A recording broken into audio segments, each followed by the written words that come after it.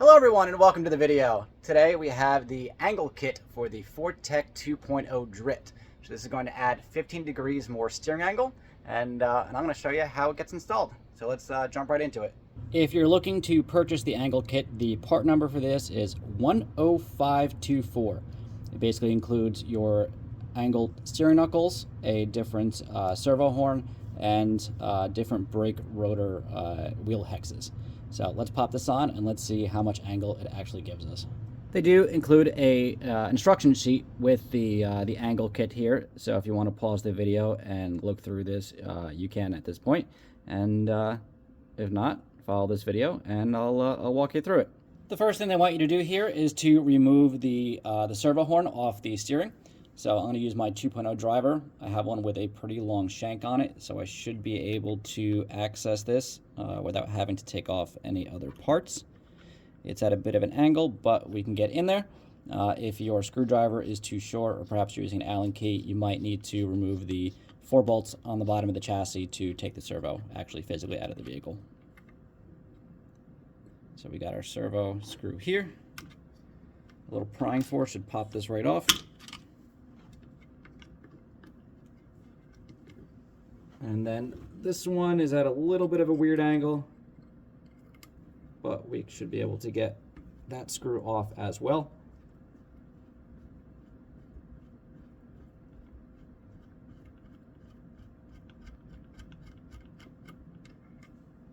This is the comparison of the old and new servo horn. The new one is a bit longer. So we're going to reinstall the same way. I'm going to first install the link to the top here, then I'm going to turn the car on so I can center the wheels before popping the servo horn back onto the vehicle. To get this screw back onto the servo horn, I found it's going to be easier to just remove the linkage since it has to be screwed in at such a odd angle. So I'll pop this screw out as well.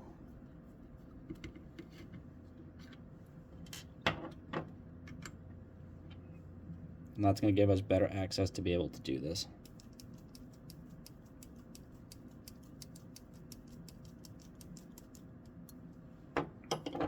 Also note that there are 2 holes in the new servo horn. Obviously we want the one that's going to be farther away to give us more throw. If you put it in the bottom hole, it's going to give you basically the exact same steering angle that you already have. So we're now going to put this back into the bell cranks.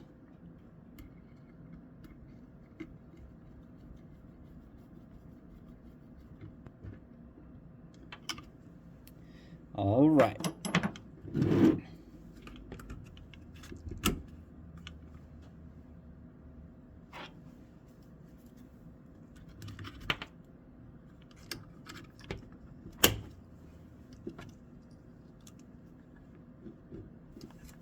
Battery's plugged in, controller's turned on, vehicle's on. You also want to make sure that the steering trim is as close to 0 as possible. Move it over just a hair.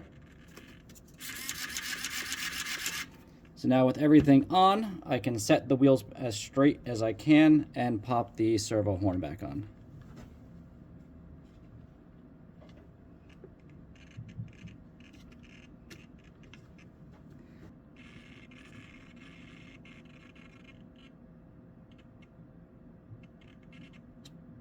Cool.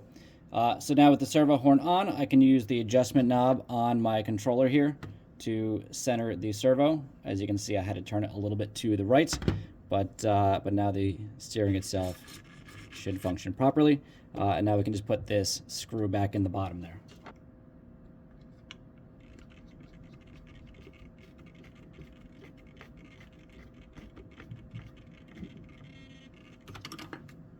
Beautiful.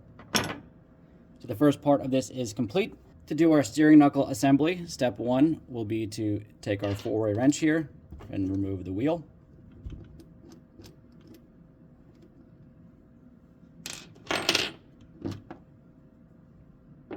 To remove the knuckle itself, we have our steering hookup point here.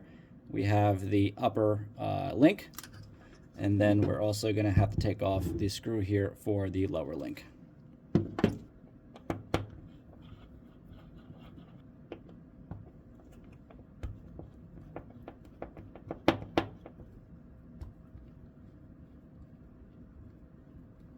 The next step with the knuckle removed will be to remove the brake caliper.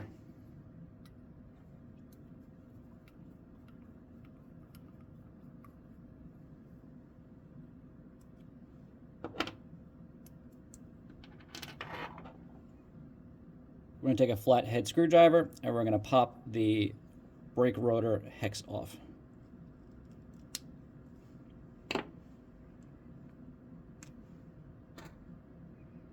Remove the pin. Remove the stub axle and washer. And then we have to pop our bearings out for the new knuckle. Just taking a screwdriver, they can just be pushed out.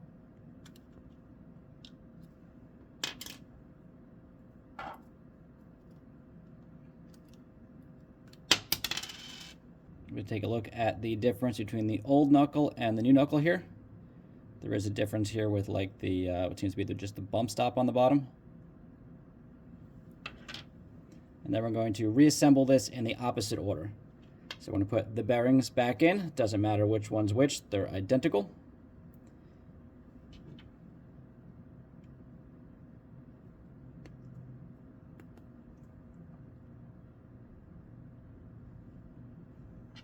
Next, the stub axle will go back through. I'm going to put the PTFE washer back on.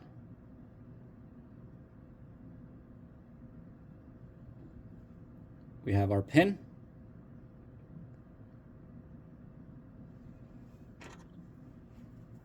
And the new brake rotor. The only difference here is that the thickness is, well, thicker for a little more wheel offset and suspension clearance. And that will just pop on that pin. And it'll snap on. Last part here, brake caliper.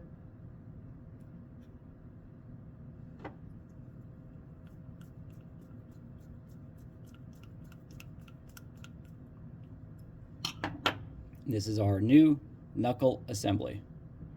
We will then reinstall this back on the car the same way we took it off.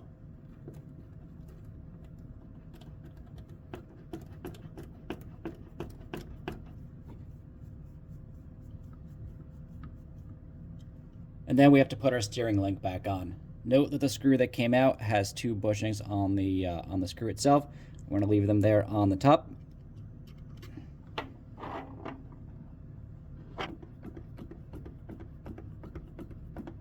This is what the assembly should look like. Now the next step to this is there are two bushings on the outside of the tie rod here.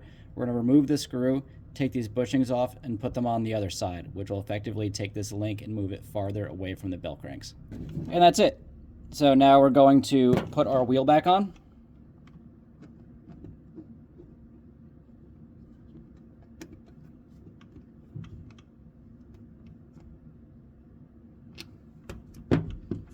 All right, so the other side of this is going to be identical to what we just did. So I'm not going to film doing the other side. You basically have to copy and paste the angle kit to the opposite side of the vehicle. So I'm going to go ahead and do that, and then we're going to compare the angle on this to a stock 4-tec 2.0 drift. With the installation now complete, we can look and see the difference in the steering angle. So this one at full lock, your inner wheel is basically about to touch the control arm here. And your lead wheel on a stock 4-tec, not even close. So very much a noticeable difference in steering angle there. Your trailing wheel is going to have a little bit less, but still very noticeable change in steering angle.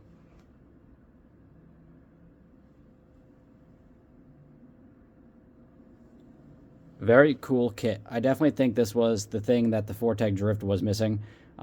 The angle stock isn't terrible, but when you compare it to other rear-wheel drive drift cars in the market, ready to run, or kits, this is not industry standard. This is definitely way more close to what you would expect from an MST or any of the other cars.